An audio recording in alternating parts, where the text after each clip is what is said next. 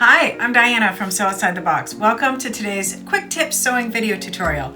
I'm going to show you how to use the lines on your cutting mat.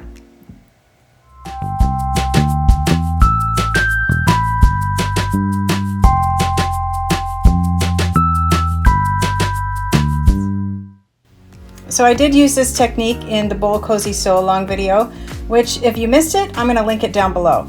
But I just thought that I'd do this technique here because it's just a great way to take advantage of your cutting mat.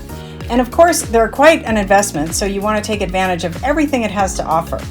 There's a 45-degree line on this mat, and there's another one, and they're exactly 1 inch apart. But I'm just going to use one line right now because I have to mark my fabric exactly on the diagonal.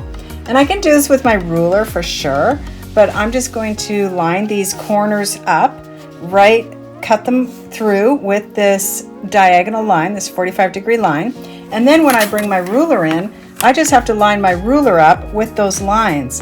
It just makes it really easy. It's just another visual to make life easy. All right, thanks for watching. Remember to like and subscribe. I'll see you next week with another great video.